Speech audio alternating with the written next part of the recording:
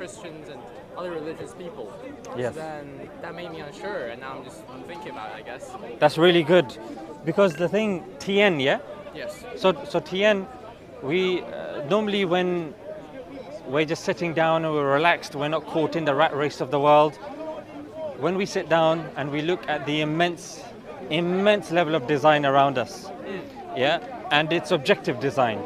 So you see a tree, you see the seeds inside a sunflower, you see even a shell. The design and the construction of a shell makes you question, how did all of this come to be? And there are a few options that typically people pitch their tent at. So either they say it came by chance, or they say it created itself, or they say it came from nothing, or they might say, you know what, logically speaking, there has to have been a creator. So out of these few options, which of the options do you think makes the most sense to you?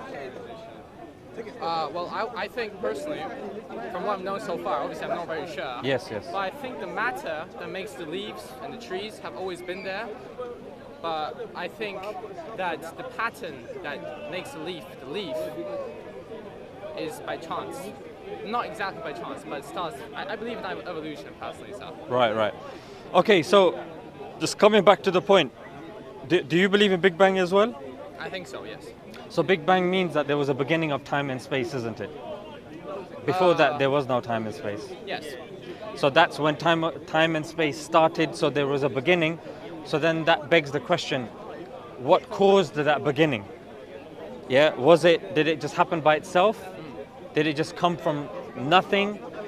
Or was there some sort of creator? Like, what makes the most sense? To me, yes. Honestly, I don't know, but I know very little, I think, about this area. I've learned a little about no problem. Physics. What we'll do is we can go through each of these points very briefly, and we can explore them. But in order to do that, just give me where you are at the moment. What makes logical sense to you? I'm not going to hold you to it. It's not a gotcha moment. So when you see the immense amount of design, for example, when you see a mandarin duck, when you see the blood pressure control system in the brain of a giraffe, the migratory instinct of a Bewick swan, the homing instinct of a pigeon, you see all of these things. Do you think, came by chance? It just happened? I think it came by chance in the beginning, but then those that did not have this adaptation were deleted by the selection pressure, then this bit thrived. Which is right. Evolution, yes? Okay. So bear in mind, evolution starts with the first organism. Yes. It doesn't answer what came before the organism. For evolution to be considered, there has to already be organisms present. So evolution doesn't explain how it all began. Yes. Yeah, evolution is one of the explanations of how what we see around us came to be diverse. Yeah, that's why we need the Big Bang. And that's the best explanation so far that we have, that first there was nothing, then there was something. Okay. What caused the Big Bang? Now, you're alluding to the fact that it's chance, yeah? That it just happened by chance. Consider this one point. Are you aware of logical fallacies? I think so, to some extent. Yeah. Brief extent. But. So logical fallacies very simply means flaws in logic. If a person makes an argument and it is logically inconsistent. So there's one type of fallacy called, it skipped my head. Let me see if it comes back to me. It'll come back to me. But that fallacy is when you take something that is abstract and you give it concrete. It's called the fallacy of reification. You can see why it slipped out of my head, because it's so easy to remember. Reification. When something is abstract and you give it concrete properties to such a degree, it's as if you're saying, oh, the rolling of a dice created the universe. Yeah, chance itself is not creative. Chance is descriptive. That's all it is. Chance doesn't create things. We can use it to describe phenomena, but to say that chance created this is to assign a consciousness to chance, which I don't think scientists do, and that's why this falls in a fallacy. By saying, oh no, chance did this. For example, you've got the first self-replicating DNA that then creates, and then you're saying, oh, certain things were deleted, and then certain things were not deleted. There seems to be a conscious effort being made to create some form of design. Because even atheists admit that there is design. So if something is random, if for example an explosion happens, no explorers go, yay, an explosion happened, I'm gonna go and find some new species there. Of course not. Chaos begets chaos. Yeah, so if there's an explosion and if there's random mutation and that sort of stuff happening, human beings call random mutations cancer. Random mutations in the body are cancerous. They don't create productive things. They need to be isolated, they need to be chopped out, they need to be removed and extracted. So that's why chance doesn't make sense, to say chance created it. Because it's like Mother Nature. What's Mother Nature? It doesn't exist. It's like an abstract term to just make it sound nice. The other thing is by saying the universe created itself. That's like a mother giving birth to herself. It doesn't make sense, you see. So if a mother can't give birth to herself, if chance, things don't just pop in and out of existence, and chance doesn't create things, has no consciousness, then chance can't be held responsible.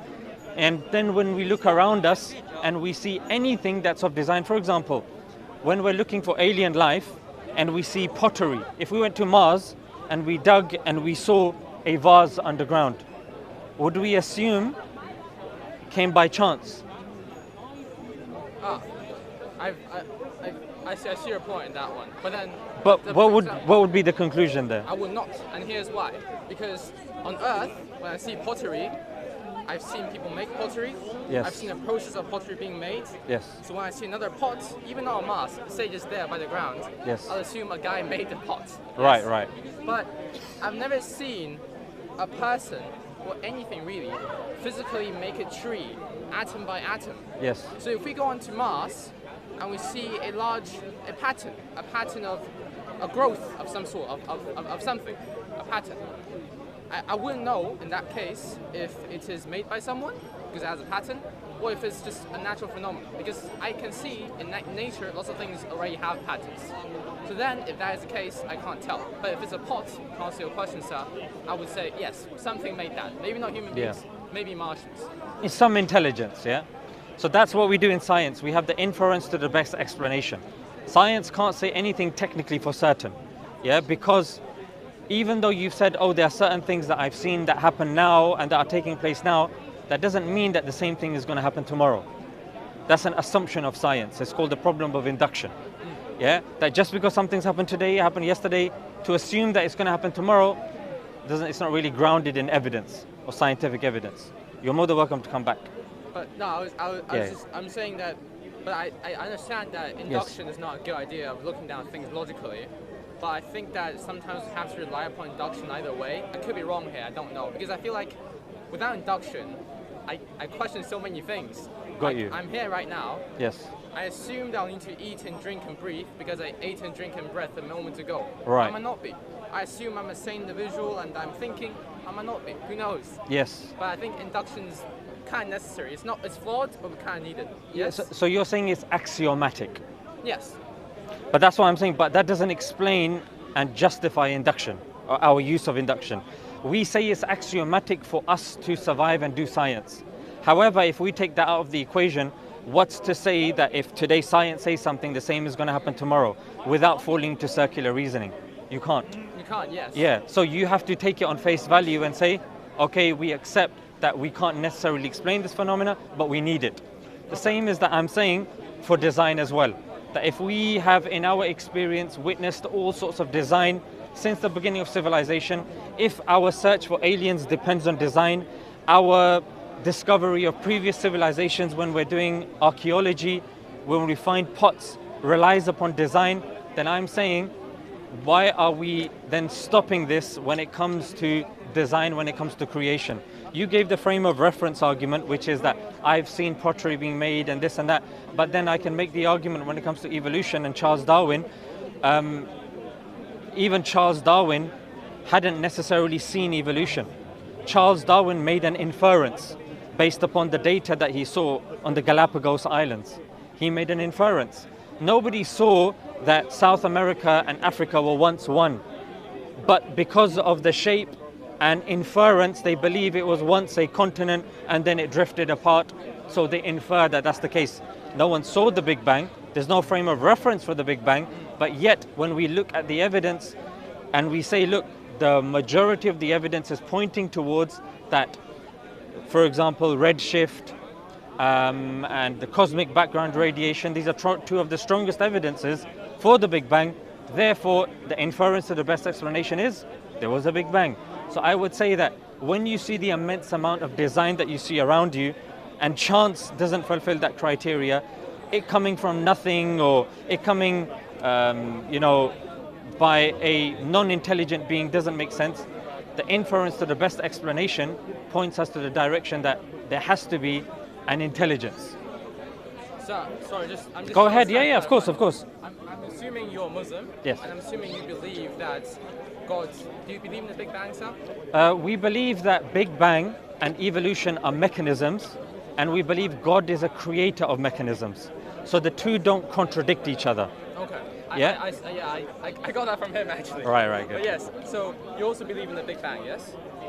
As the best explanation of what's there at the moment, because science by its nature doesn't ask us to believe. It says that, look, this is the best evidence that we have so far, it's the best theory.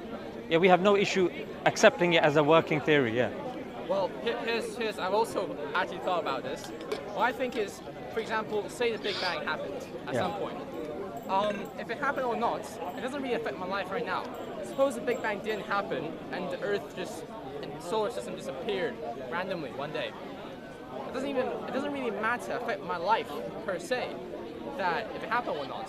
So if a person asks me if I believe in the Big Bang, I'm like, yeah, I've seen the evidence. Yeah. I'm like, I believe in it. But if it's wrong, if it's right, it doesn't really affect my life. Yeah. But the thing with Islam is, I think if I were to accept Islam, yes, there's a lot more influence upon my life. Yes. For example, my parents, they don't believe. Now I think that would be a very tough conversation, especially because they're Chinese. Right. That's one bit. Yeah. I need to pray. I need to fast in Ramadan. I tried that myself. It's quite hard actually. So there's lots of costs to that. So in my opinion, now I could be wrong here, if this theory doesn't really affect my life, it's a lot more easier for me to accept it. It requires a lot less evidence because it doesn't really matter if I accept it or not. Yeah. So, but if a theory like Islam or most religions require a lot more sacrifice, yes, I would think it will need more evidence, in yes, my opinion, for me to accept it. That's fine. So, talking about that problem of inferring, you can say that I believe in the Big Bang in the same way, in the same inference. We didn't really see the Big Bang happen. Yes. We simply saw these other evidence. I can believe in that because it has less cost. Yes. Or you can say I actually believe in that less solidly. But in Islam, there's a much more higher cost. But you're conflating two things here, because when you're talking about the Big Bang is non-theological, and it doesn't ask or beg for your belief. True. When it comes to science, they present the evidence. And if the evidence is overwhelming and it's accepted and peer-reviewed, then it's accepted. If not, then it's rejected. So I'm saying when you look at the same criteria that science employs, which is you look at the evidence, you look at the opposing evidence, and then you say which is the inference to the best explanation, and then if you have a scientific mind, I'm saying apply that same methodology to come up with the best of the options. Now, the thing with Islam is that what I gave you was a logical argument. Islam doesn't just pitch its tent on that. I agree with you, there needs to be more evidence. But in order to discuss more evidence, we have to pitch our tent, even if it means, like, when you go to the optician, and sometimes both images look very similar, but he asks A or B. Both of us know because we have glasses. You never know, yes. Because this is prescription as well. So we have to pick A or B. I say, now they both look the same, but he says, oh no, pick one. So I'm saying is that when we pitch our tent, we can scaffold the argument, and then we can see the immense amount of evidences. In fact, I would argue that Islam, compared to the other religions, gives more convincing and easy to understand and numerous evidences than the other faiths, head and shoulders above the rest. and I'll be able to hopefully prove that evidence that in this discussion. I'm glad to talk about that later. Yeah. I So initially speaking, what I'm saying is that when it comes to Big Bang, we have a certain criteria. Let's look at the evidences, and then, okay, this has 7 evidences, this has 5, this has 3, this is peer-reviewed, that's not, this is. So the inference to the best explanation is that it's this. So if we accept that, you know what, evidentially there was a beginning, because then to accept or to believe that things were there ad infinitum, then we have to leave science and we have to go to philosophy. Yeah, and philosophically, I would ask you the question: is there such thing as an infinite regress? Now, in real life, there's no such thing as infinity. Yeah, and infinity, by definition, is something that goes on forever. You can't add to infinity by definition. If you can, then that thing ceases to be infinity, isn't it? Yes. So the fact that we're moving, the fact that time is increasing, it shows that infinity is being added to. Therefore, this notion that there is infinity is fallacious. It doesn't necessarily make sense. Yeah.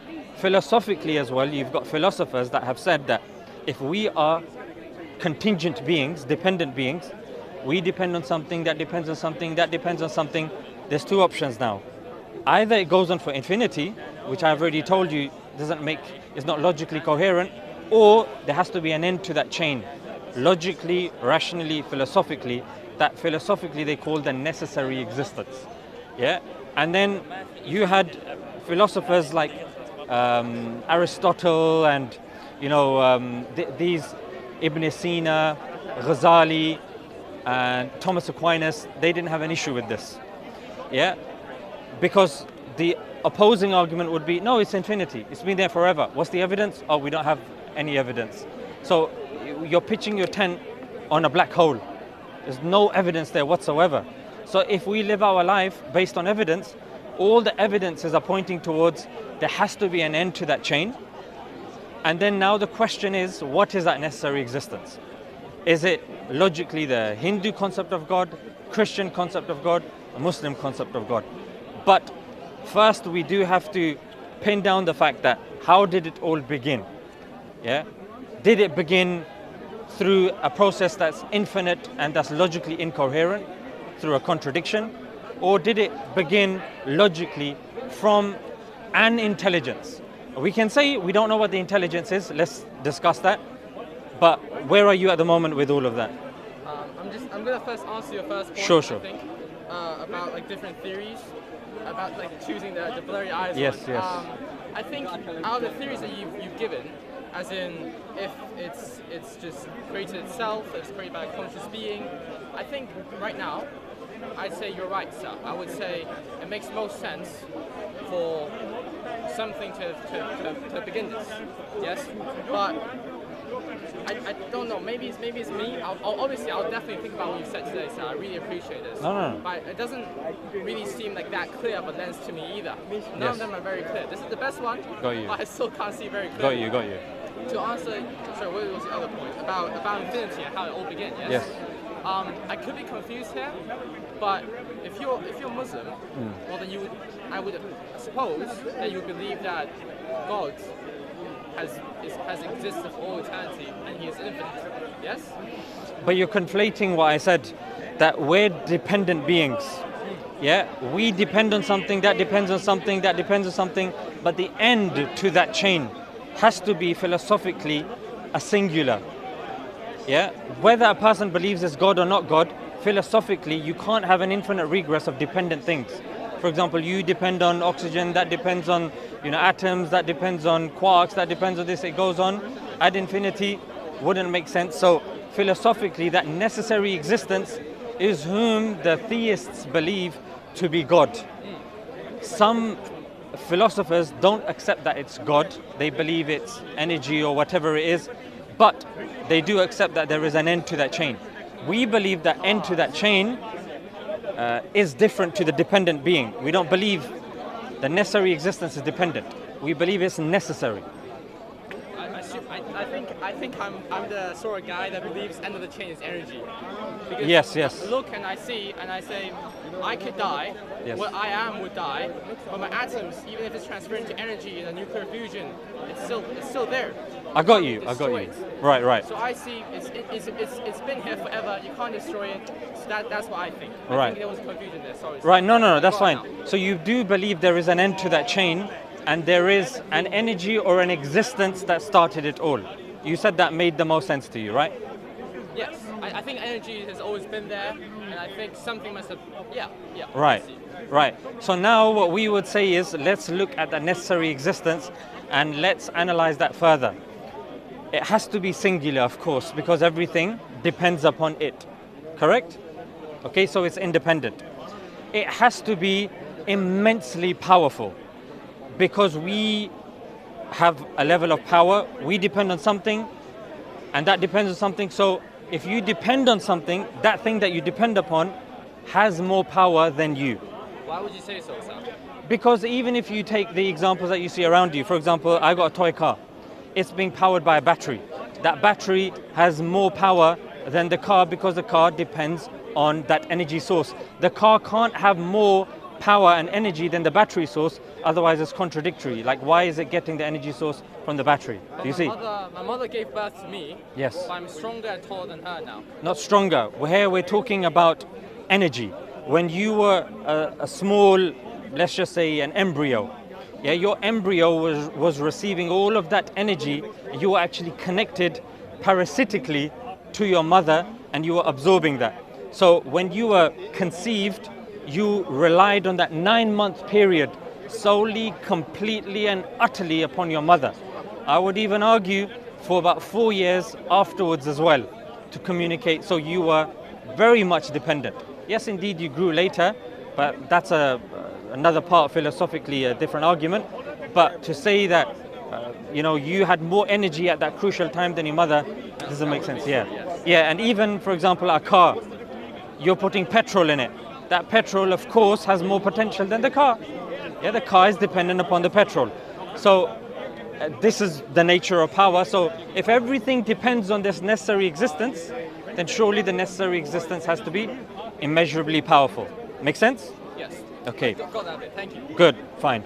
And also, the third thing I would say is that necessary existence has to have will. Because will, by definition, I'll give you an analogy. If a person is sitting down, a painter, and he's deciding what to paint, the moment he decides what to paint is when that shows that there is a will, isn't it? The fact that he is starting something, that explains or that justifies the fact that he has or it has will. So if we were created or we formed at one moment and not another, that indicates a choice was made. Number one, a choice for us to form in the first place, and number two, a time for us to exist as well. So does that make sense to you? I'll admit I'm a bit lost in the last bit. If say that tree fell there and fell on a squirrel and the squirrel died, I don't see a conscious choice being made there. The tree was old, it fell, it was rotten inside, it fell on the squirrel. Yeah, the squirrel died. but there's a false analogy there. I'm not saying that the tree has will. Here with the necessary being, I'm saying the necessary being has will. I'll give you another analogy. If, for example, there are loads of colors here, yeah, you got blues and whites, and you've got circles, squares, triangles, and if you see a structure that's blue, white, there is a conscious decision that's been made of blue. Blue has been selected. White has been selected. The shape has been selected. When you have so many options, it's like, think of it like a computer keyboard. Yeah. When you see the word cat, a conscious effort was made to press C, then A, then T. So that indicates that whoever pressed that has will. Go ahead. Are you referring to the fine-tuning argument? Not necessarily, no. Oh, okay, because I've heard about that, and I think it's kind of there's a resemblance there. What I think is, if I see a person write cat, yes, on the keyboard, I would think a person wrote that because a will, or someone has a will. Because at that moment, when the guy typed C, you can also type E, you could have typed F, you could have closed his computer. Yes. But in our world, we haven't seen an alternative where that could happen. We haven't seen an alternative where he could have typed F instead. We just know that C has been written. How do we know the guy has a We will? need to go back to the philosophical definition of a dependent existence. The dependent existence philosophically means that it can be any other way, it can cease to exist, and there's a third criteria: can be any other way, can cease to exist, and is composed of parts. Yeah. So what we say with regards to us is we are composed of parts, and those parts could have been rearranged in a different way. When you look at Earth and so many dependent existences, they could have been assembled in a different way. The fact that you have different options of assembly and only one form of assembly was selected indicates logically that there was a will in place, especially when we're also talking about objective design as well. For example, symmetrical faces, Fibonacci spiral, the golden ratio. I mean, you probably heard, even on the face as well. They say that you've got the golden ratio even on your face, from hair to the nose, and from the nose to the middle of the lips. There's a ratio of 1.618, which is the golden ratio, which some people argue is a thing of beauty. It's used even in the Apple logo. It's even used, some say, by Leonardo da Vinci in the Vitruvian Man. See the man that's, yeah. So there is such thing as objective design. So when we're bearing all of that in mind, and we're seeing that you have objective design, you have options, that indicates that, logically speaking, it wasn't chaotic. Because if it was chaotic, it wouldn't be design. There would be chaos. Yeah. But chaos could turn. For example, using a cancer example you've said before. Yes. If I have mutated cells, well, yes, there's probably cancer, and I'll probably have to get rid of it. But some mutations, is changes in the sequence of genes, yes? Well, mutations could be any way. They could change the amino acids in any shape. Normally it's bad, but sometimes it could be good. It's like if I write a book. Can you give me an example of a time that mutation was good? I'll think of one. Well, I think from my beliefs, in the beginning, things didn't really have, the cell doesn't really have organelles in it. And then it actually did. That's a bad example. Yeah. You've seen people online, for example, that have little children that have like immensely large muscles, even though they're very young. I would argue like when they're like 4 or 5. That's not from going gym while they're 4 or 5. I would argue that's a very beneficial mutation.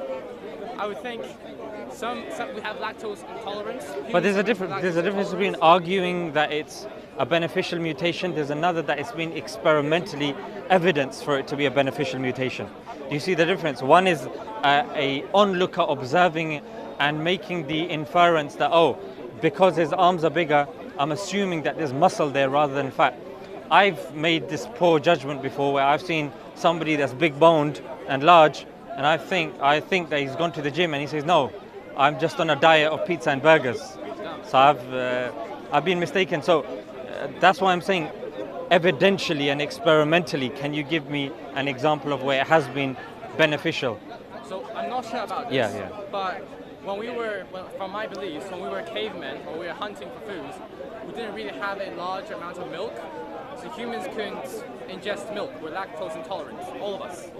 But after agriculture came, we can milk cows. We can drink milk. We can eat it as part of nutrients. So then some of us developed a mutation of being able to drink milk. And those ones, obviously, they'll be able to have more nutrients. You can drink milk, I can't drink milk. There's a famine, have no potatoes, no other food, you don't have milk, you live, I die. You go on to make more babies, more people have milk. Babies who drink milk. And after a time, there's more people who can, more lactose intolerance. And I think, at least all the ages I know, they can all drink milk. Yeah, I mean, that's the natural selection argument, isn't it?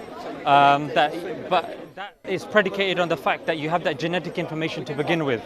For example, a human being that wants to get to the top of the tree, I mean, we've always tried to get to the top of the tree, and we've developed climbing techniques, but we don't get long necks, which people attribute to, say, the giraffe. You know what I mean? So just because I think that this is good for my this or that, I mean, I would argue against the fact that we were lactose intolerant. I haven't come across that evidence before. Reason being, because if that was the case, initially speaking, our mothers hormonally lactate and they give us milk to begin with, and we actually can't survive on meat and vegetation initially because we don't have those enzymes to begin with. It's only when we surpass, say, the first year, only then can, our body starts developing and we start growing, our mind starts developing, well, the brain starts developing, and then we can I wouldn't necessarily say that's to do with natural selection. It's in certain places where there might be less milk, maybe because you're in the desert or something like that. Maybe people have adapted to certain things. But to say that no, we were lactose intolerant before as a blanket term, I haven't come across that evidence. Maybe you can point me in the right direction for that. I think about it. I'm studying for natural sciences. Right. So I think I do know just a little bit more than the average person in this area. But I think I can come up with some examples. For example, the human beings, I'm not sure if you believe it. The lactose intolerant, to be honest, we can't really judge. When I see evidence, I mean can you give me some evidence from something peer-reviewed, like Nature or Science? So, the human beings... when I say Nature, I mean the Nature journal and the Science journal, just to be clear. Well, I'm going down the evolution. Sure. No, go ahead. I just thought I'd say it, just in case you built a point, and then I said, no, I meant this, and then it's like a headache for you. I'll try. Sure. Thank you for your time, sir. Yeah. So when we were Neanderthals, can't speak English, even before then, our spines were a lot more curved. They were like monkeys. We don't stand up straight.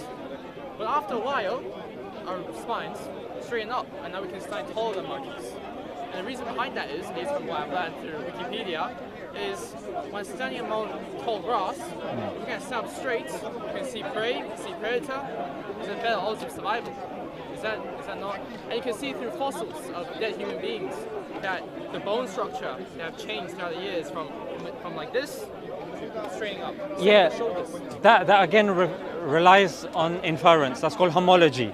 Yeah, that just because there are certain patterns or there are certain fossils that we found, we don't make the claim that we found all the fossils, and then we order them based upon carbon dating. We assume that process is correct, and we assume based upon the tree of life form of evolution, because there's other forms of evolution like Neo-Lamarckian evolution and many others.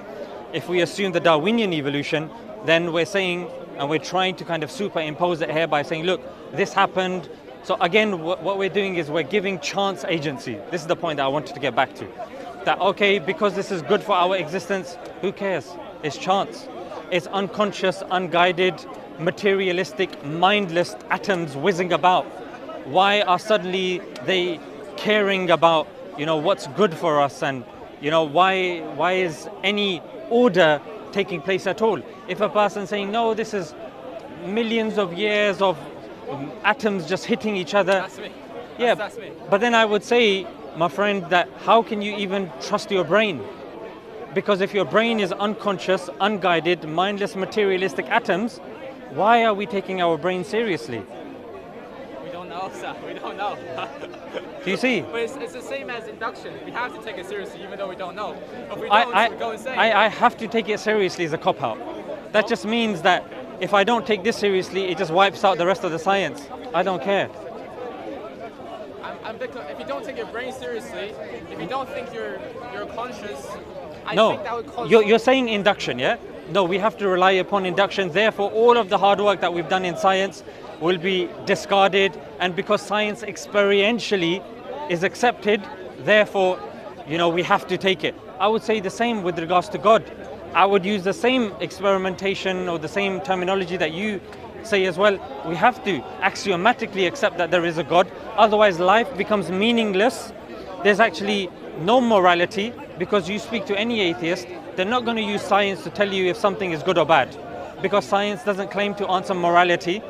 And that's why we have, not to hate on certain countries, but they claim that North Korea, the leader of North Korea is an atheist. Certain leaders in the communist China, like Mao Zedong, was atheist, and they believe this and they committed this crime and this and that. Point that I'm trying to say is, atheistically, there is no good, there is no bad. There is no right, there is no wrong. An atheist can't evidence and prove that somebody sitting drawing a circle all day long is better or is worse than a brain surgeon who's saved 5 lives today. True. You can't. And because of that, I would argue that life becomes chaotic and we need objective morality, number one. Number two, even if we look at peer-reviewed evidence like Justin Barrett of Oxford University, he did a study looking at 20 countries and looking at 40 studies over 3 years, and he concluded that humans are predisposed to believing in a God. I think I agree with that to some extent. Yeah, and Olivera Petrovich also said that children as young as 7 believe in God. Yeah, so this is something that's innate within us. Sorry, that's a wasp. So it's innate within us. So whether we look at morality, whether we look at even innate biology, because innate biology comes from obviously science. Yeah, and then we look at, for example, Scripture. What would be your criteria for you to accept that a Scripture is from God? My criteria, Your criteria. That's a very good question, sir. You can take as long as you need. I'm not going to rush you. Thank you. I don't really know, and I would like to explain why you weren't here. Because when I began to start talking with him, who gave me lots of information, I would think, well, a good scripture, it could present supernatural evidence that cannot be, at least from my perspective, seen from human beings. That sort of thing. So like supernatural things, like prophecies, or like, say, the Quran. No one has yet wrote another line or chapter similar to the Quran, yes? That's what I would think. But then I realized that other religions, other scriptures argue to have similar properties or other seemingly supernatural properties, and they contradict each other. Christians say Jesus is the Son of God, Muslims don't. So from my perspective, logically, one of them has to be right. But believers of both claim that both have those properties. And I look on the web, and I'm like, they are kind of right. They have to have a reason behind what they say before they say something. Let me just pause you there, yeah? So I don't really have a... That's fine. There's two things here. One is a criteria, subjective criteria that you have of books. That's separate to the fact that you're jumping the gun and assuming that criteria is gonna... Actually, you didn't, kind of. You said that the criteria that you'd thought of, you assumed that the other religions claimed that as well. Let's break that down slightly, yeah? One of the criteria is the Quran's challenge that you posited, your friend probably told you, is produce another verse like it.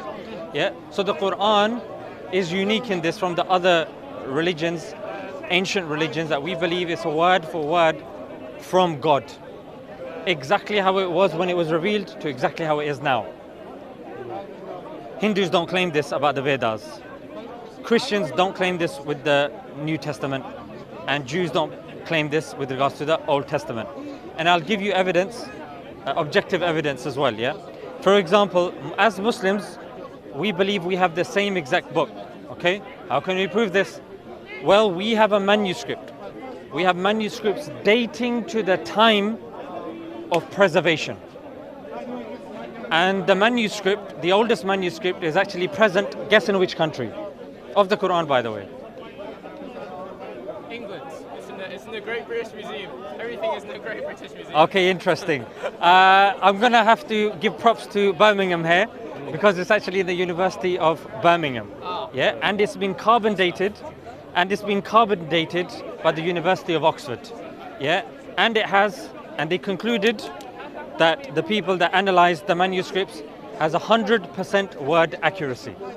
The words have not been changed, adulterated, or modified. There is no manuscript of the Old Testament that dates to the time of Moses, like we have with regards to the Quran. Dates to the time of the Prophet Muhammad, peace be upon him. The Christians, the oldest manuscript they have is 300 years after Jesus. Yeah, 300 years, that's the complete manuscript. The Hindus don't even claim to have manuscripts. They believe it's all verbally preserved, and there are certain people, as do the Jews, they believe that they're holy men that have been entrusted. But again, a person of science like yourself won't be able to verify this. I'm giving you evidence that you can literally go home and you can check today and say, objectively what he said is the truth. That's one evidence. Number two, when it comes to the language, the Quran is revealed and read in the Arabic language, Fusha Arabic language. You go to any shop and you ask them for the Arabic Quran, and you ask Muslims, like a lot of people, you notice that when I've spoken to you, I haven't looked away, people have come and gone. You can ask any Muslim here to read the Quran in Arabic, they'll be able to read it in Arabic. Yeah? Read something from the Quran in Arabic. Any one verse.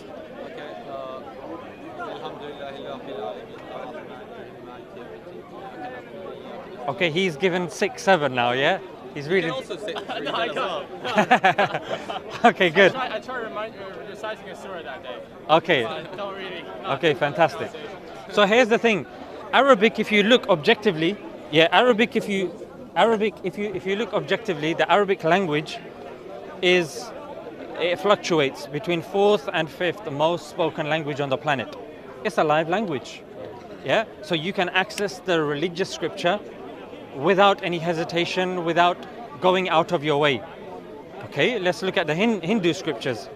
They're written in Sanskrit. I'm sorry, but no, Sanskrit, it's not a live language. Jesus spoke Aramaic. Can a Christian come here and read the Bible in Aramaic? They would argue, hey, that Muslim's deceiving you. The Bible's written in Greek. Hang on a minute. Jesus spoke Aramaic. Why is the Bible written in Greek? That's a question you can ask them. But let's look at the language of Jesus, Aramaic. UNESCO says Aramaic is an endangered language. So a person today can't access the teachings of Jesus. In fact, how can you even verify the other teachings of Jesus without the involvement of Paul, who came afterwards, conveniently. As did the gospel authors. 2 out of the 4 gospel authors, even the Christians will admit, came after Jesus and wrote they believe, I think, this is Pete, Luke, they believe no, they believe John was there, and they also possibly believe Matthew. Yeah, Matthew. Yeah. The other 2, it fluctuates. Yeah. So Aramaic is an endangered language. Sanskrit is not a language that's accessible. Old Testament is written in Hebrew. In fact, Jews they're not a missionary religion. You can't technically become a Jew through and through. Your mother has to be Jewish, right? Yeah, so it's more an ethnic thing. So the question is, if this comes from God, why can't, if I've been misled or if I am not guided, why can't I, become a Jew? Which again is something you can ask them as well. And again, Hebrew is not something that's spoken generally. Yeah, the Quran is in Arabic. We read it in Arabic. We memorize in Arabic. In fact, we have kids as young as 6 that have memorized the Quran. I've had 4, honestly. Yeah. As young as 6, and it was in Palestine. That young girl. Hopefully, she's still alive, given what's going on over there. That's probably impressive, by the way. Yeah. So. That's with regards to the accessibility of the language. And even when it comes to scriptures, you find me one Jewish person that has memorized the Old Testament from beginning to end. Or even generally, it's not within the culture to do so. They'll argue, once upon a time we did. Well, once upon a time there was a princess and she looked very nice and she went to a castle, but that doesn't mean it's true. Yeah, a lot of things happen once upon a time. So what now?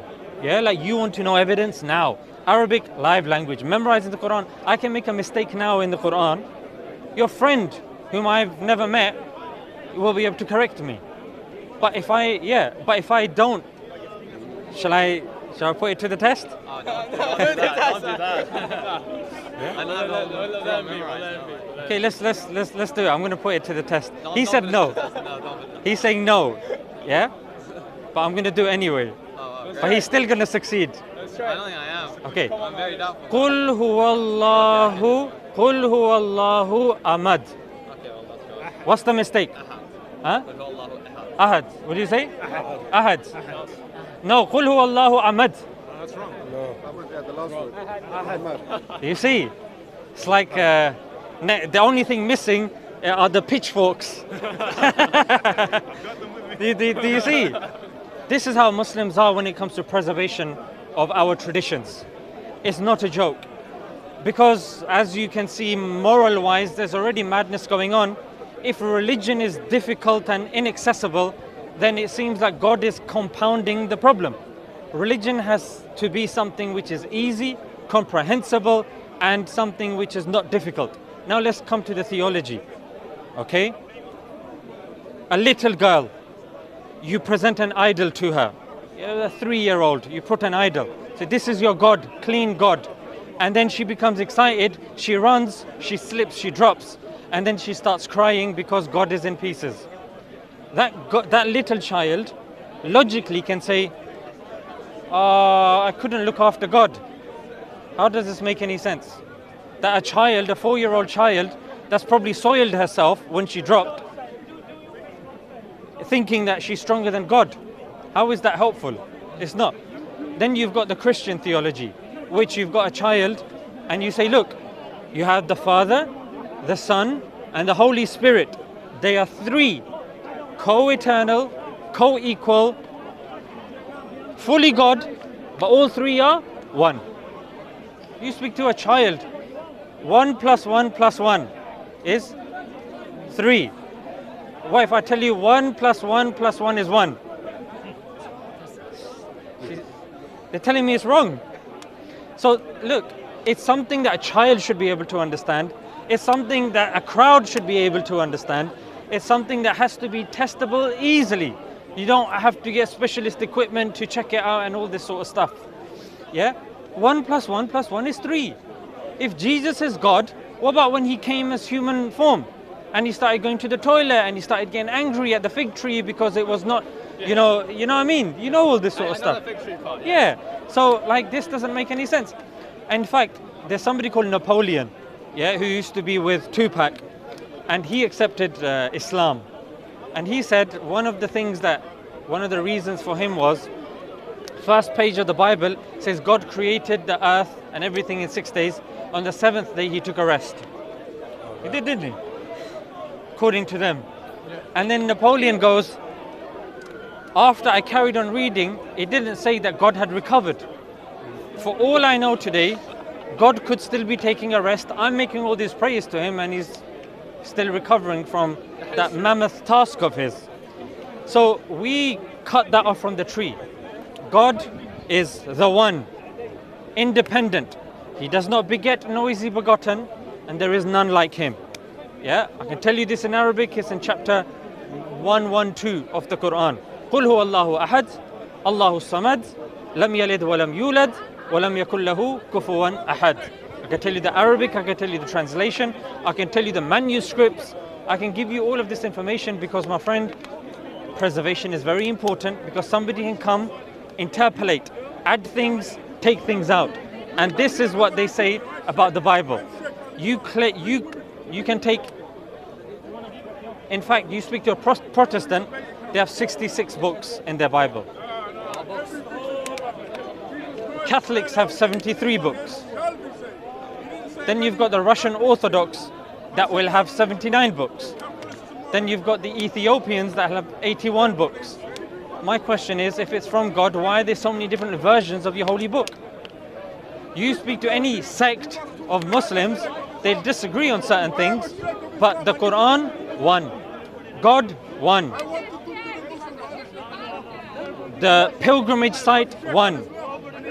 Prayer, 5 times a day. Charity is zakat done once a year. Fasting, Ramadan done once a year. None of the sects have any difference of opinion about this stuff. You speak to a Christian, they'll differ in books, they'll differ in how many gods there are. There's such thing as a Trinitarian and a Unitarian.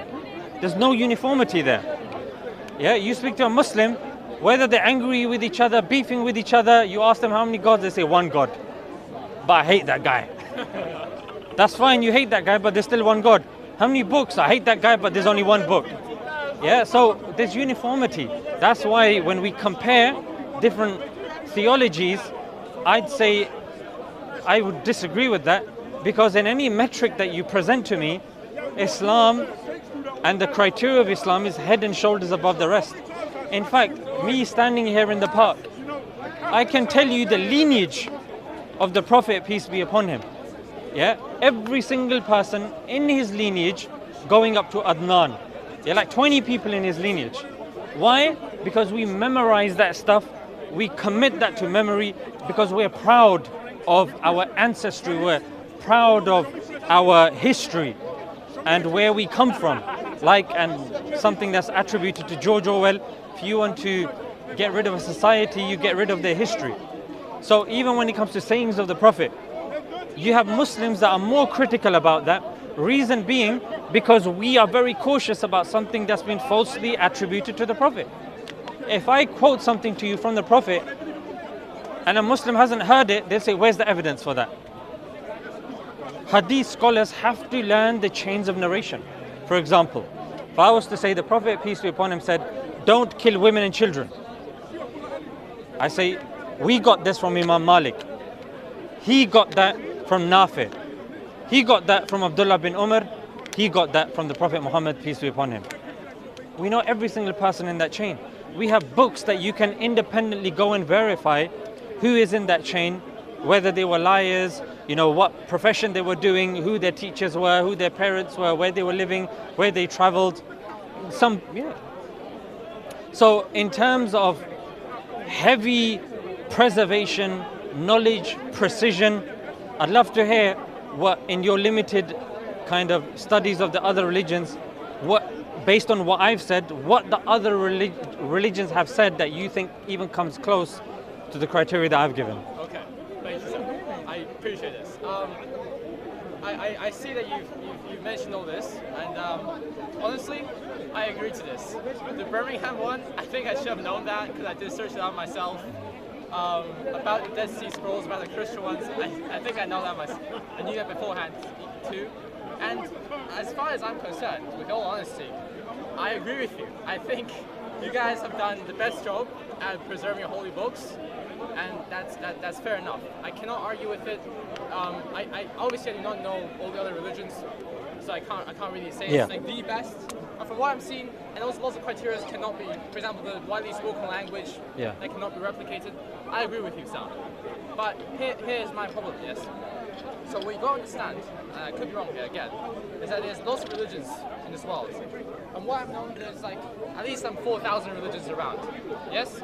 Now, preservation of the Holy Book and even the validity and evidence of the Holy Book, those are all very important aspects of religion, of its evidence, of validity. But I don't think we can say that simply because a religion has its holy books preserved, which right now I do believe is Islam, we can say that that is the most valid religion.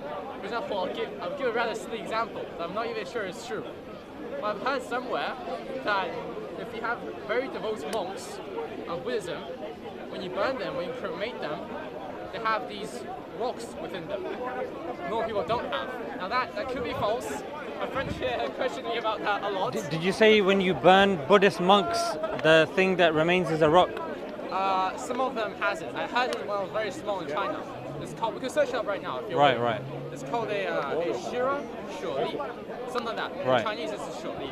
And other people of other religions, when you burn them, they don't have that rock. It's not a bone, it's a small rock.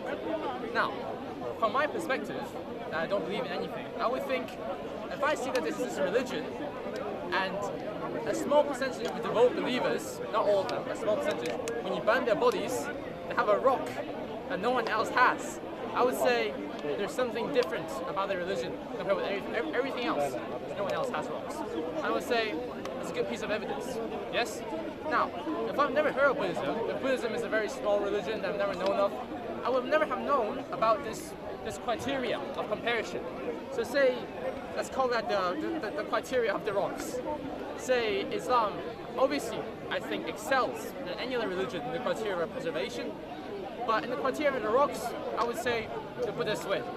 If the rocks do exist, that is. All right. So if there's so many religions, how would I look through all the criteria? I could say you guys are best at preservation, but I don't know if that small religion in Africa might have a holy man right now that can perform miracles. I do not know. Yeah. So coming back, starting off with the Buddhist criteria that you gave, it's not just unique to the Buddhists. It's actually something that's referred to in the hadith as well, the sayings of the Prophet, peace be upon him. This is something that's present in not just every believer or disbeliever. And this is something corroborated by science. And the bone or the rock you're referring to is called the coccyx. Yeah, the coccyx bone. And that's something that does remain. So it's not something that's unique to the Buddhists. The reason why the Muslims haven't necessarily claimed this, because in our religion, you don't burn people. Yeah, you bury people. But regardless, even if after a while you were to dig, you will see scientifically as well that there is a coccyx bone. So for criteria of belief, I don't think that would be accurate. But coming back to the point of preservation, that was the first point that I mentioned, yeah? Because it's a scaffolding argument, that in order to even entertain what the books have in them, you have to first entertain the fact that that book is the same book that was there since Revelation and it hasn't been changed. Otherwise, you can't have that conversation. So for me, that's like a gateway argument, a beginning argument. Can I just ask? Sure. You mentioned the bone. Which yes. bone is that? Coccyx. Is that like a specific piece of... Yeah, it's at the bottom of the tailbone. Well, firstly, I'll fairly admit that I did not know that. And secondly, obviously my understanding of Buddhism is very limited. Yes. But I've heard that the Buddha, the guy who created the whole religion, one part of his shira, his rocks, is his finger bone. So am I tripping? But that's what I'm saying. Claims can be dime a dozen. Yeah, but the thing is, claims then need to be evidence. That's why, even with what you said, I gave you, okay, this is an our tradition. This is what science says about this as well. And I've given you the name as well. So it'll be interesting to see what science says about that and if that's been looked into. Otherwise, religions claim many things. Yeah, but can they be objectively verified is another issue. Now, the second part of my scaffolding would be what you mentioned, prophecies. Yeah. Now, correct me if I'm wrong, it would help, just like the point that I said, for us to say this is what the religion claims, oh, it's true, therefore the religion is true, is a circular argument. It helps if you can look outside of the religion, that thing can be verified objectively by a non-biased source. I'll give you an example, yeah? The Quran talks about the war or the battle between the Romans and the Persians. Yeah? Now, the Romans or the Byzantine Romans were losing badly. When I say badly, I mean they lost Jerusalem, Constantinople, Egypt. Heraclius was brought to his knees to the other king, and to add the cherry on top, a plague had broken out. Lo and behold, at that moment, the Prophet Muhammad, peace be upon him, said, it has been revealed to me that the Byzantine Romans, who are currently in the state they're in, they will beat the Persians. And to add insult to injury, he went one step forward and he said between 3 to 9 years. Now, when you look at prophecies, whether it's Nostradamus or the Mayans or even the I Ching, you will notice that giving a date, even when it comes to cold reading by these palm readers, they avoid specifics. Yes. Yeah, because that's the worst thing that you can do. General, like horoscopes. Yeah. So the Prophet is being very specific, between 3 to 9 years. And then it said that the Muslims will rejoice as well. So, okay, that's very nice. Now, Islamically, we say this is exactly what happened. Now, let's put the Muslims on ice for 1 second. You have a Christian individual called Theophanes. Theophanes has written a book called the Chronicles of Theophanes. It's a primary source evidence, the best source of historical evidence. He's a Christian. He verified exactly that they did indeed beat the Persians in that time frame. And the dates are there as well. In fact, this prophecy is so unique that even a historian like Susan Wise Bauer, even she said that the Byzantines were ill-equipped, they were lazy, and they were unprepared. So you have this army of, I don't want to use that inappropriate word, but let's just say lazy people beating these giants, yeah, within the same time frame. And then the ayah, the verse also said the Muslims will be rejoicing because the Muslims had a battle called the Battle of Badr, in which the ratio was 3-1. The Muslims were 313 against an army of 1,000. The Muslims beat them as well. Again, this is historically recorded. So, just to look at this prophecy once more, that you had the Byzantine Romans versus the Persians. They were losing incredibly. The Prophet, peace be upon him, chose that specific time to give a date. Between 3 and 9 years, they will win. Historians tell us it was not logical to assume that they would win because of the nature of the army, the loss that they had incurred, and then we're told by an outside source, Theophanes, that indeed this did take place. So before I move on to the next prophecy, give me your thoughts about that. I think number one, I'm really glad about that because I did not know that. Can I? It's just. Yeah, jump in. No, it's just. I'm glad that you're providing me evidence, which is kind of what I asked for. Yeah. But the thing is, like, I kind of already like know a little bit about this. Some bits. Yeah, yeah. Very not as detailed as you do, of course. So I thought it's good if I just tell you what I know firstly. Okay. About at least Islamic part, that I talk to him too much. Or let me give you a few examples. You're probably not going to know this. In Surah Baqarah, the second chapter of the Quran, yeah, in verse 286, Allah talks about the middle nation. Yeah, the middle nation. I do not know this. Yeah. But that verse where Allah's talking about the middle nation, so I said there are 286 verses in that chapter. That verse is 143, which is exactly half of 286. Well, now I think I do know what you're talking about. Well, yeah, so that numerical precision. Hellfire, we believe from our traditions, it's black. Yeah. And the amount of gates that it has, the amount of time gates is mentioned in the Quran, so the numerical precision and the accuracy of that also. And you can go on and on and on with regards to even the numerical precision. Are you aware of some of those? Well, to be honest, I did look at this like a long time ago. You did, yeah? I did. I think angels and devils are mentioned the same amount of times. There were a bunch. I agree with you on that one. I think, to add to your point, I think there was also lots of scientific evidence discussed. So let me just pose a question there. If a book is 1400 years old, it's used 1400 years afterwards, no one can find a contradiction in it. It's still relevant to the fastest growing religion on the planet, which are the Muslims. It's the most morally discussed book.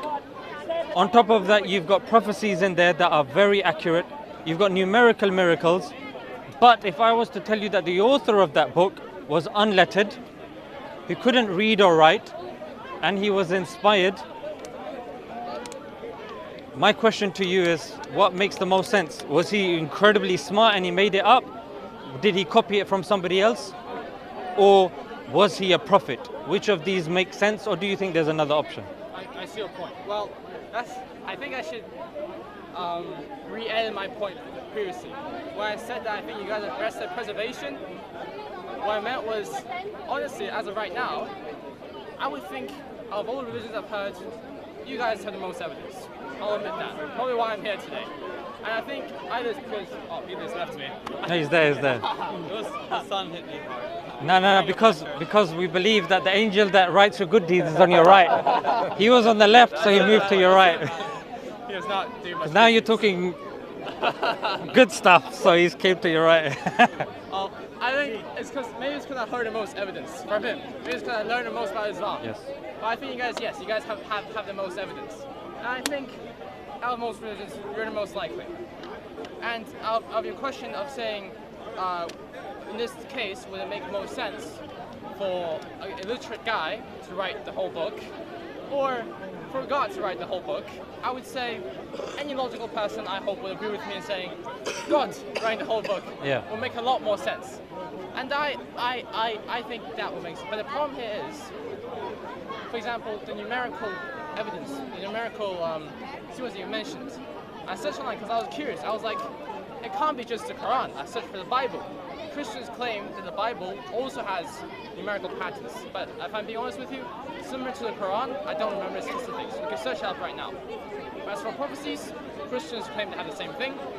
Scientific evidence, they don't really have, because it's a story about this. It's a story of you make such good points, and sometimes I forget to address them. When it comes to prophecies, Christians have something called the Olivet Discourse, which is a prophecy of Jesus, in which he said that the people who are alive at his time would perish, because it was like the end of world prophecy. C.S. Lewis says that was an embarrassing prophecy of Jesus. So when you say that when it comes to prophecies we're the same, I would say there's not a single prophecy of the Prophet Muhammad, peace be upon him, that's been proven to be false. Number two, that's been called embarrassing by an advocate of Islam, like C.S. Lewis. You can search this up, it's recorded, Olivet Discourse. So when it comes to prophecies, Islam is definitely more precise, but continue. Yeah, so I'm saying that's one thing. So I'm saying, from what I know, which is obviously very limited, I can see lots of other religions having, not in the preservation part, but at least in the prophecy part and the numeric part, I can't say one numeric pattern is more significant than the other, per se. I would say they also have those. And the more important bit is... I would argue, and if you go back to my point at the beginning, you wouldn't be saying that, let me just jog your memory. The Quran is read in the Arabic language. Numerical miracles are found in the Arabic text. When it comes to the, it's called Greek Konaic, whenever patterns are mentioned with regards to the Christian books, they're with regards to the English version of the KJV. So if, do you see? So, that's unfair to the Spanish people that are reading the KJV. How comes we didn't get miracles from God? How comes the English did? How comes the English always get this? You see, so it's not fair. And they don't read the New Testament in Greek. When it comes to the Old Testament of the Jews, they don't even have manuscripts that go to the time of Moses. So the book that they claim to have isn't even the same book that Moses did. In fact, even Christians, they believe that Jesus had a gospel that he was preaching, but then any other logical person would be like, but I swear the Gospels were written 30 years after Jesus. Then what gospel did Jesus have? Why did he write it down? You know what I mean? Then what was he preaching and what are the Christians preaching? So that's why I'm saying that when you're looking at, and that's why I dealt with that at the beginning, it's about the original language. When you've got some languages, if Christians believe Jesus is either Son of God or to most of them God, and he spoke Aramaic, my question is, why the hell are you speaking English? Why is it for 50 years before the printing press, the 50 versions, that the 50 editions of the Bible were in Latin? Why were you talking about Latin? Why not Aramaic, which UNESCO says is an endangered language? So when it comes to numerical miracles, I would say no, we're completely different. If, for example, and I looked within Christianity because somebody came to the park with this, it's only unique to the English version of the KJV. That's all it is. And when it comes to even the Vedas, again, the Hindus are in two minds that, okay, the Manusmriti is part of the canon, like it's part of his laws that we accept. Some say, no, it's a guy called Manu who came and he gave his own opinion in which he was saying certain things. I don't know, we've got kids here, I don't mention some of the stuff. It's a bit mad. It's a bit mad. But some of that stuff, I'll give you one simple example. The Old Testament says that when it's referring to the Amaleks, kill the men, women, children, babies, infants. In fact, it says take the heads of the infants and smash them against the rocks. Now I ask you, as an average individual, is that something you can read to your child? No, not about smashing heads on rocks. Is that something that you can read on your graduation when you're proud and you've been working for 3 years? Now my challenge would be for somebody that claims that the religions are all the same, you find me one verse in the Quran that mentions killing babies. or smashing heads of people on rocks. There's nothing like that, my friend. In fact, what you'll see of the Quran is you'll go to Harvard Law School and you'll see when it comes to the verse of equality and justice, that's the verse that they liked of the Quran and encapsulated it and wrote it on their building. It's there, you can Google this yourself. So when it comes to verses of the Quran, the fantastic stuff in it, stuff that is incomparable, I say, when it comes to the other holy books, which, my friend, they don't even access to the original language. They rely on translations. Ask, when you're walking out and about, you speak to some of these Christians, say, can you read this and can you read chapter 6 in Koinonic Greek? But then you ask a Muslim, you just need to provide the text. Say, Bismillahir Rahmanir Rahim. And he's just going to start reading. And you're like, yo, are you Arab? He's like, no. But this was the first thing that I learned when I was a child. Not, what do they learn in schools? These songs that they teach in primary school. Old MacDonald's had a farm, E-I-E-I-O, Baba Black Sheep, Baba Black Sheep, have you ever more? And Kumbaya, my lord. I remember even in my primary school, I had no clue what I was being taught, but I was there taking in the programming. But this is what I'm saying, my friend, that when you accept Islam, you become more morally in tune. Your life has a direction. Think about it. At the moment, maybe this could be right, maybe that could be right, maybe this book and that book. But when you know, just as an example, let's just say you have a dandruff issue. You're going to Superdrug or any other shop and you want to get a shampoo. There's like 40 shampoos there. Like, oh no, all of them are right. No, you're going there for a specific reason. Anti-dandruff, boom. Only this side is anti-dandruff. Organic, boom. Only this. A smelling of watermelon and lily and all that. I'm not a woman, mate. Boom, only this. Yeah, on top of that, I need something that's got a conditioner in there. Boom, only one option. Great success. This is mine. Yeah, so that's what I'm saying that we should do with the religion as well. Somebody comes and says, I'm a vegan. Okay, I had cow yesterday. Well, you're not a vegan then. Yeah, but I'm vegan / cow eater belief. Okay, good for you. Another guy comes, I'm vegan. All right, I don't eat meat at all. Okay, but I drink milk. So just because somebody comes and makes claims and people are, there's something called the Star Wars religion. But I mean, you know what I mean? It's actually a registered religion. It's registered. That doesn't mean we start, bowing down to the Jedi or, the Darth Vader, flipping, who can't even save himself. He relies on some plastic suit. How's he going to save us? You know what I mean? So what I'm saying is that in a world of plurality and social media, in order to get along with each other and to protect each other's sensibilities, people say, oh, it's okay, all religion believes this. No, they don't. All religions don't believe their book is preserved. They don't believe that they are accessing the exact language. They don't believe that all the prophecies in there are correct. They don't believe, for example, even when it comes to the challenges of the Quran, even when it comes to the Prophet Muhammad, peace be upon him. Like at the time of the Prophet Muhammad, you look at chapter 111, tell me, just stop me if your friends told you this. There's a verse to say that Allah is saying about somebody called Abu Lahab that he will not accept Islam. Yes, all he had to do was, really? I'm not going to accept Islam? Hear ye, hear ye. I accept Islam. Muslims would have been embarrassed. But the author of the Quran knew, no matter what, the thought would not enter his mind to accept Islam. Even he would not survive till the conquest of Makkah. Because the conquest of Makkah, most people accepted Islam anyway. He died before. He died. So what I'm saying is that even a small prophecy like this, you won't be able to find in the other books. In fact, you speak to a Hindu and you go, oh, who's God? He says, oh, no. It's not we are all God, And then 5 minutes later, he'll start telling you about Vishnu and Brahma and Shiva. So you're like, hang on a minute, who are these three individuals? Oh, they're the three Murti. Translate, Trinity. There you go. Yeah, so again, you've got three that are one. You've got one God beefing another God, one God asking the permission of another God, asking him to help him. Like the two gods go to Vishnu, who's lying on a crown of serpents, or whatever it is. And he's blue, by the way. And then he comes on earth, again as a blue individual, and falls in love with a girl, doesn't speak to her, takes color. It's a random girl, Sita.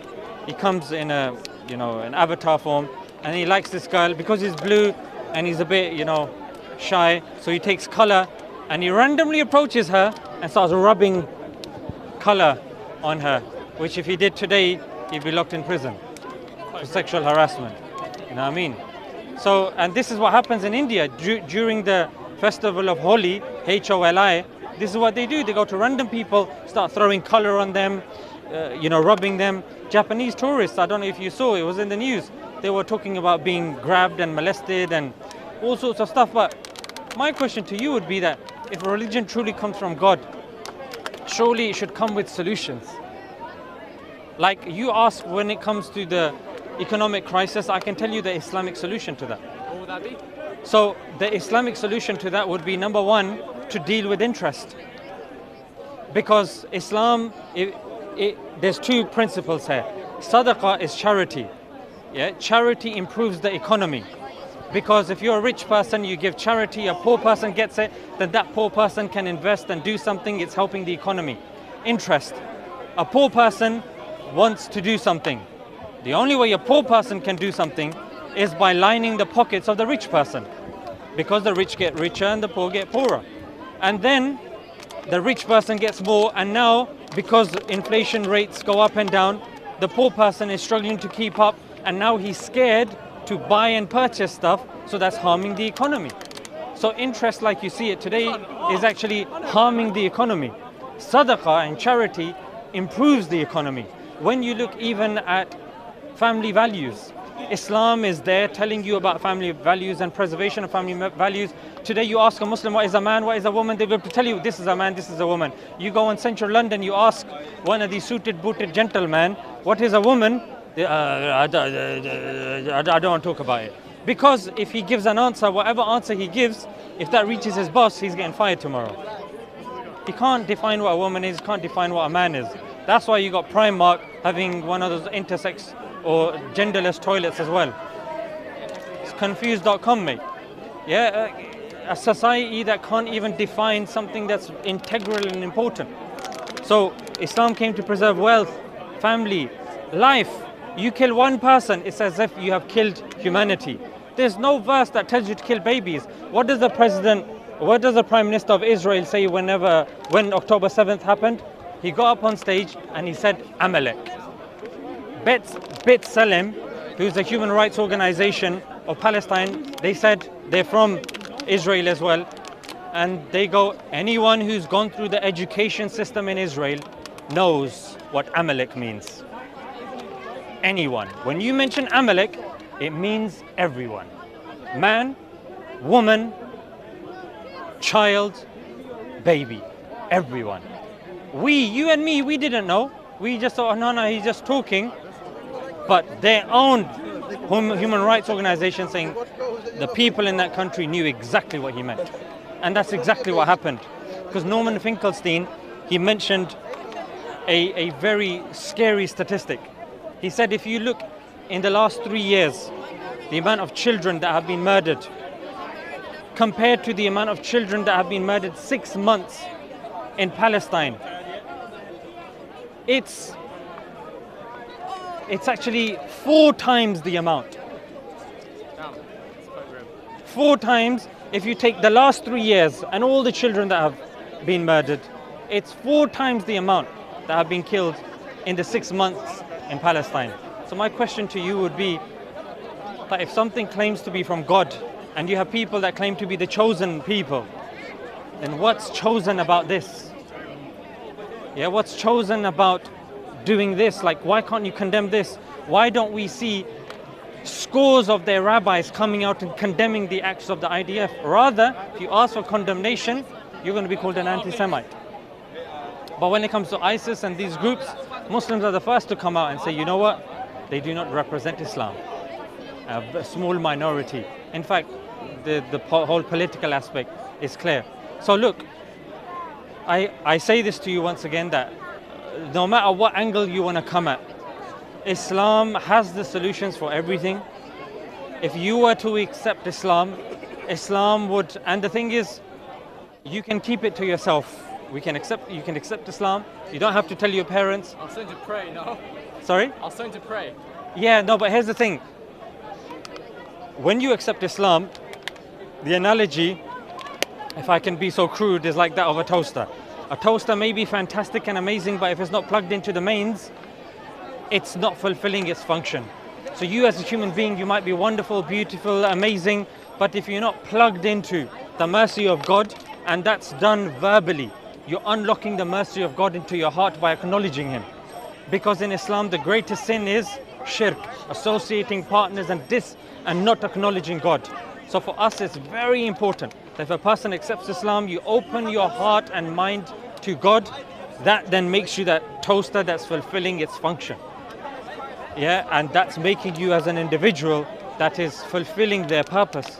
And you'll feel more, you'll see the world for what it really is. Yeah, rather than mindless, materialistic, unguided, unconscious matter, just atoms whizzing around, no right, no wrong. You will know this is right, this is wrong. Yeah, and with all due respect to the atheists, if tomorrow, let's just say your friend wasn't around, yeah, let's just say you were in a relationship, because you're a handsome individual. Just say if you were in a relationship and, you know, things didn't work out and you had heartbreak. They say two of the things are incredibly painful. One is death of a loved one, and the other one is heartbreak. Yeah, and these are very difficult things to recover from. That's why you see people going to intoxicants and all these sorts of things. So when you were in that, if you were ever to be in that position, you call your friend, it's 2 o'clock at night. He's asleep. He's a human being. Well, I wouldn't be sure. No, he wouldn't. Well, hopefully he would. Hopefully. Yeah. We hope. And, you know, people are, you know, when you go out and about, it's London, you know what I mean? My friend, he went through a breakup of his marriage, and he said he was crying on the tube. Said this. Said he was crying on the tube. Yeah, not him. He was crying on the tube, but he has, you know, a beard, and he said, I was crying, I was hoping somebody would come up to me and ask if I was okay.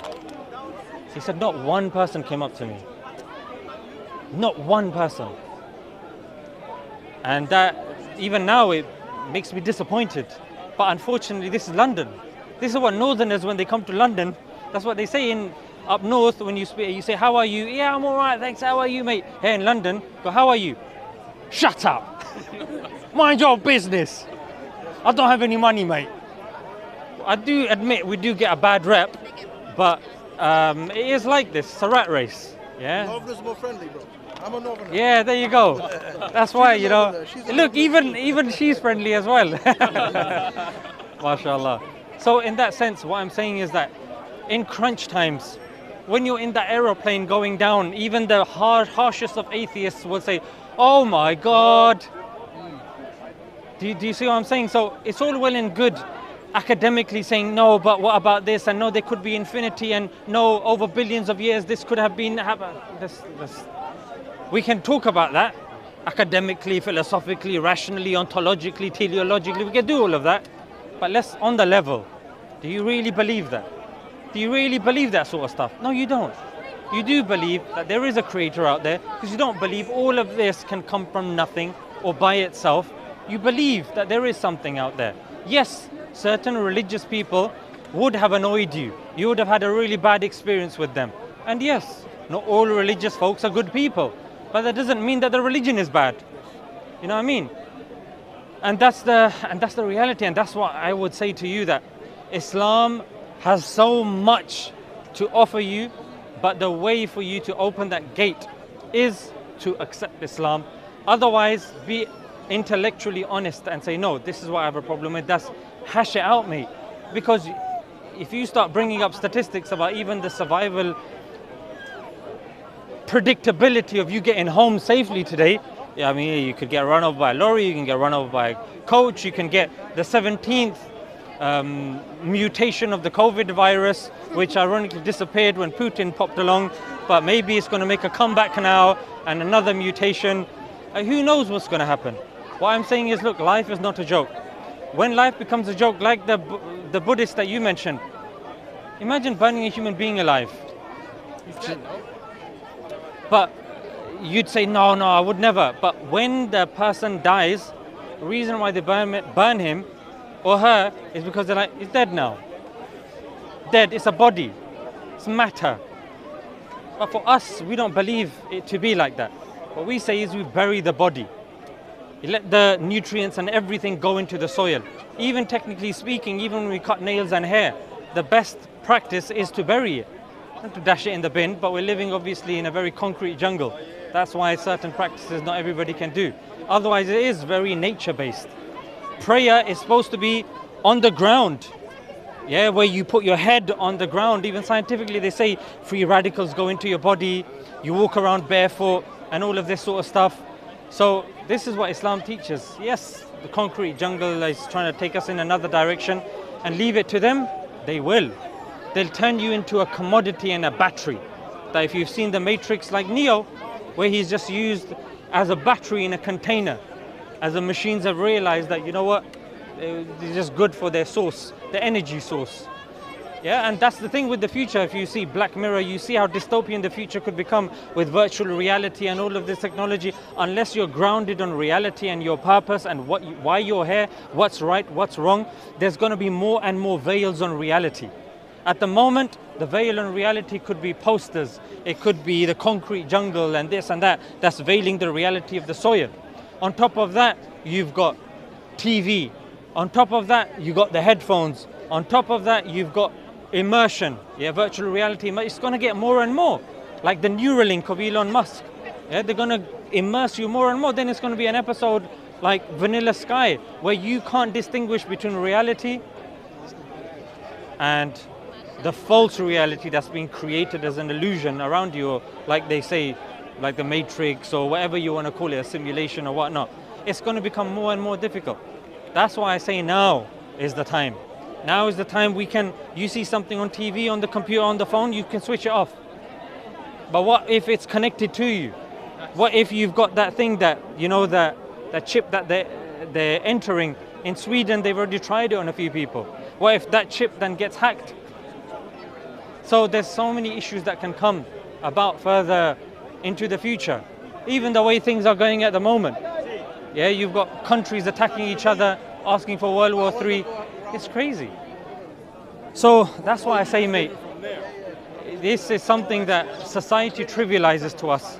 Says the most important thing is the Euro final because England's made it into, you know, the final. But then when you realize that this is nonsense, I'm not surviving just to watch a football match. I'm not surviving just so I can line my boss's pockets when I go to work and help him live his dream. What is my purpose? What am I doing here? And it's these questions that are very important. And once upon a time, like in Iraq, there was something called the House of Wisdom, where you had people of all faiths that would come and talk about that. You had Aristotle, Plato that would discuss stuff like this. Today, if somebody talks about that sort of stuff, say, yeah, he's a religious nutcase. But that's the problem. When a person believes that all of this did not come by chance, surely you should reflect on how did this come to being? What could logically be the answer? And how can I improve my life and make sure I'm living in the best way possible? The only way you can do that is by listening, and when you hear the correct logical answer, say, you know what, that's fair enough.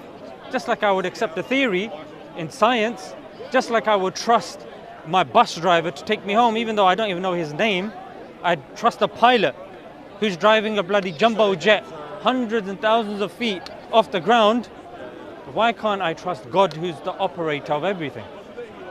You know what I mean? So that's why, mate, we come here every week. That's why your friend has got nothing really to gain from you. Just because you accept Islam doesn't mean his Bitcoin account is going to be plus 100,000. You know what I mean? Like, there's nothing monetary.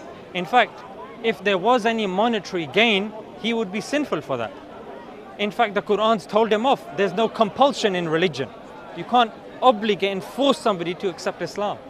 So the thing is that once the case has been made, then the question is propaganda. What's the propaganda? I know I'm doing a John Cena, but what's the propaganda that's stopping you from accepting Islam? And that is the question I would posit to you. What is stopping you from accepting Islam? You said earlier that he was worried about prayers or something. You mentioned. I think it's more. I don't know. I think you made lots of fair points today. I think either you're right, which is more likely at this point, 100%. or I just forgot what I thought about. And I think it's more just the commitment, the effort you need to put in. Yeah. You need to pray, you need to do this and do that. And there's just the more I talk to him, the more I realize it's a lot more effort than you would think. Okay, here's the thing. Let me give you one example, yeah? One is the argument of truth. Yeah, this is truth, this is false, this is where the evidence is, here's where there's no evidence. So you've got that aspect of things. Another is, okay, the implementation of worship, how it fits in with my life.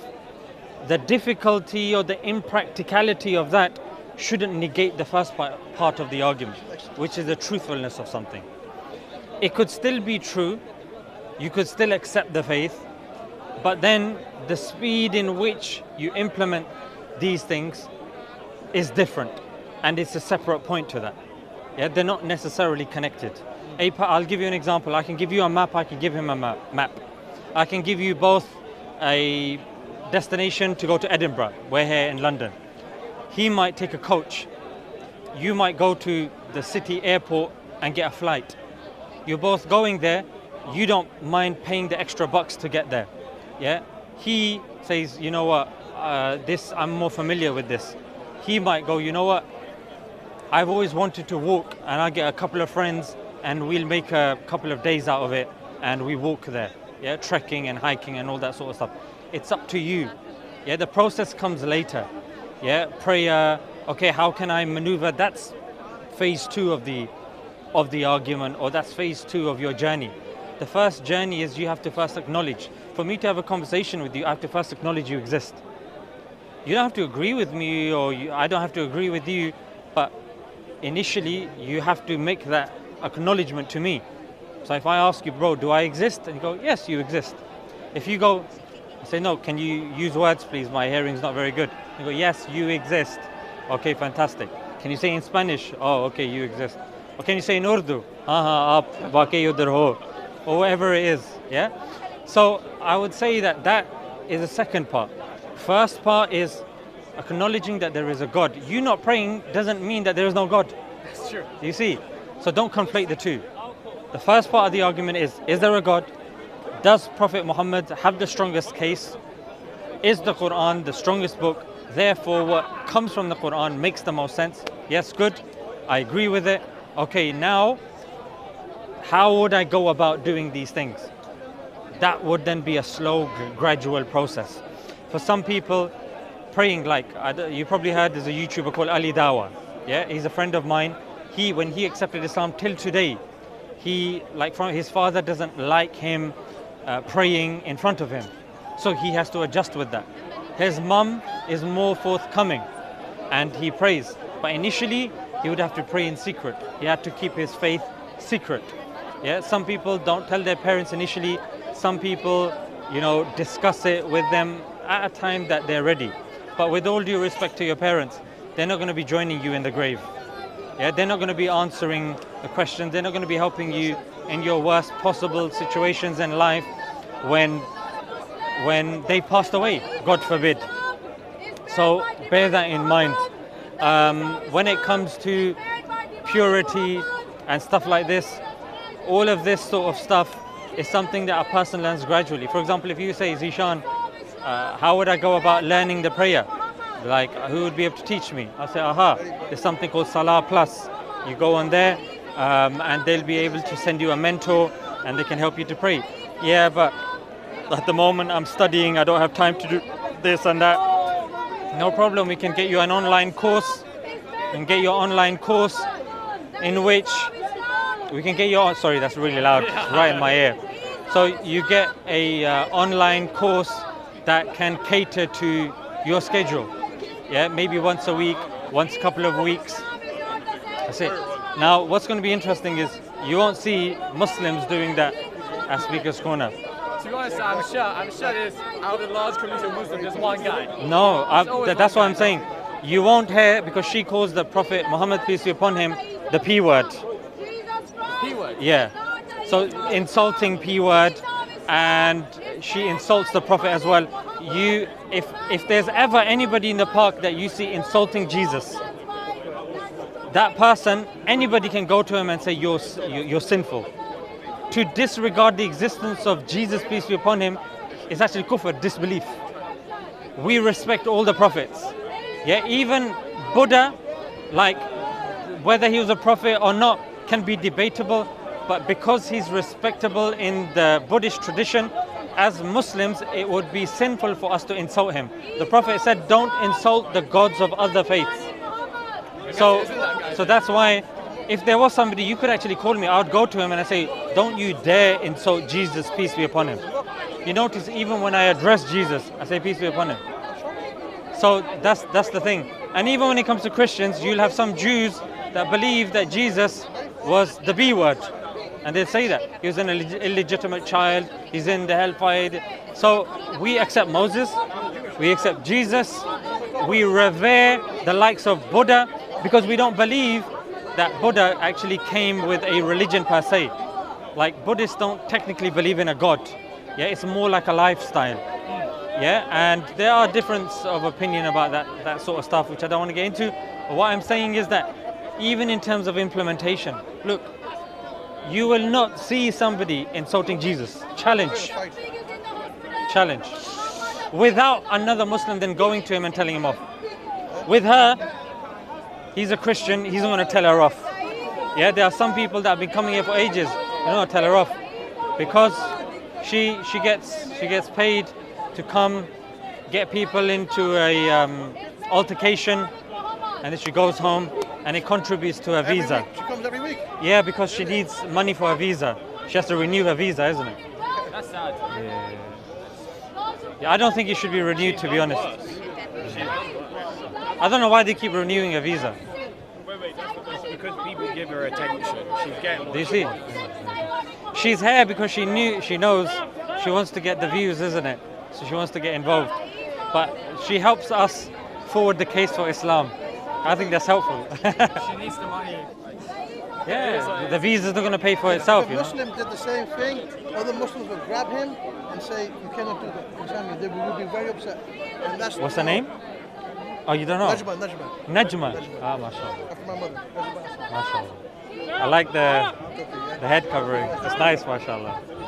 Thank you very much, sir. No, my pleasure. I'll think about what you said. Yeah, think about I it. think you made lots of fair points. Yes. But definitely, I'll be here hopefully next week as well. Think, ponder, but do one thing that I'm sure your friends told you. When you're sitting by yourself, you don't even have to tell anybody. You raise your hand and you say, God, I don't know who you are. I don't know what's going on. There's so much information. I don't know what the thing that's stopping me from accepting Islam. Please guide me. Yeah, because from my impression of you, you seem like a sincere individual. That you're here, you're listening, you're interested, and that's a very important criteria for anybody to get somewhere in life. And I think you definitely have your head screwed on. And yeah, I'll be here if you want to see me next week or whenever. Reflect on the points. This will be online, so you can check the references that I made and the points, and you can cross-reference them to see if I made some stuff up or if I was actually speaking the truth. You're more than welcome to do so.